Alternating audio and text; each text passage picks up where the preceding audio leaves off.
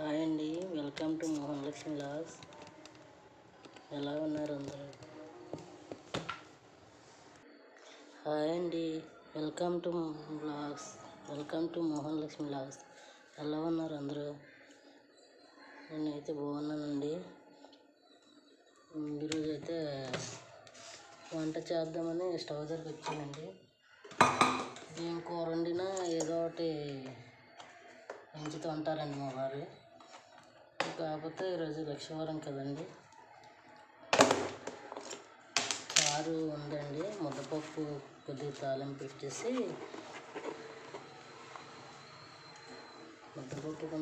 పెట్టేసి just cauliflower fry చేద్దాం అనుకుంటున్నానండి. ఆల్రెడీ ఒలిచేసి ఉంచానండి. ఇకపోతే మనం అది టాపిక్ అయితే ఇది కాదండి. జస్ట్ అంటే ఆడపిల్ల లైఫ్ కోసం నా లైఫ్లో జరిగింది మీకు చెప్పాలని నేను ఈ వీడియో అయితే స్టార్ట్ చేశానండి. నా లైఫే ఒక చాలా ఇదిగా ఉండేదండి. అంటే నేను ఎలా చెప్పాలో కూడా అర్థం కావట్లేదు. అదే నేను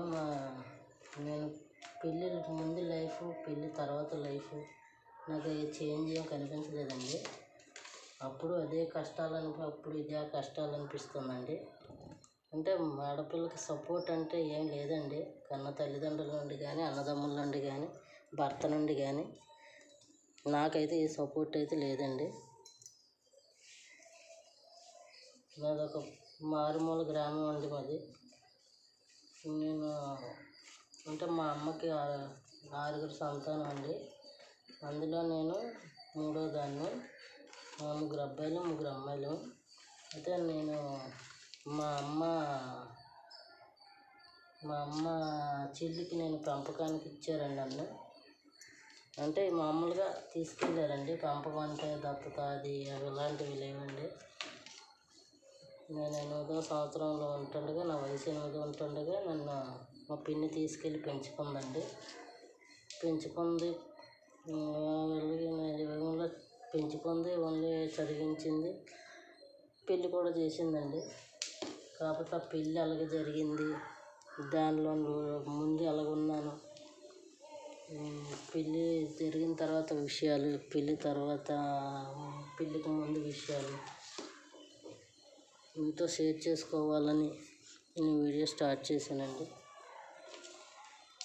అయితే మా పిన్ని నన్ను 8వ సంవత్సరంలో నన్ను తీసుకెళ్ళింది.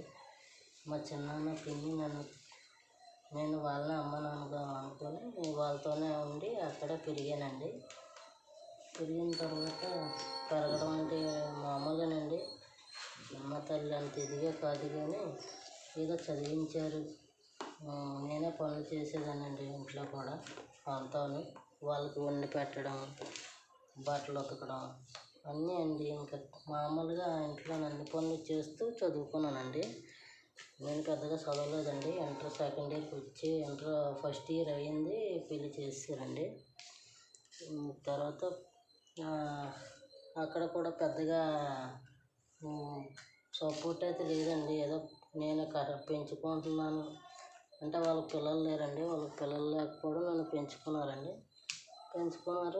వాళ్ళకి అసలు అప్పుడు ఆస్తి అది లేదండి. నేను వెళ్ళాకే వాళ్ళు మంచిగా ఒక బిజినెస్ చేసేవారండి.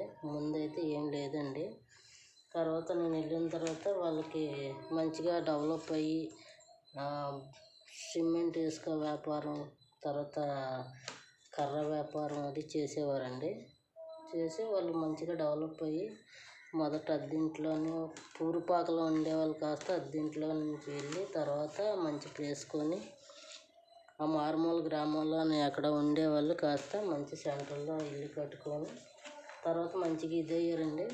ఇదైన తర్వాత నాకు అంతా అయిపోయిందండి. ఆ తర్వాత చాలా బాధలు పడ్డానండి వాళ్ళ ఇంట్లో ఉండాక కూడా. అంటే కొట్టడం తిట్టడం అనేటివి కాదండి. అంటే మనకు నచ్చినట్టు ఏవి ఉండేవి కాదండి. వాళ్ళు చెప్పినట్టు చేయాల్సిందే. అలాగే 4 గోళ్ళ మధ్య పెరిగానండి. నెక్స్ట్ ఇల్లు కట్టుకున్నారండి. ఒక ప్లేస్ చూసుకొని మంచి ఇల్లు కట్టారు.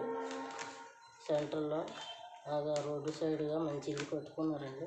కట్టిన తర్వాత ఆ ఇంట్లోకి వెళ్ళిపోయామండి. అంటే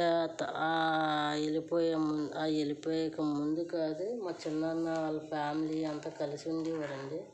వాళ్ళకి వీళ్ళకి వండి పెట్టి, బట్టలు ఉతికి, వంట చేసి, గిన్నెలు తోముకొని, అప్పుడు చిన్నప్పటి నుండినండి నాకు పని అలవాటు అయిపోయిందండి.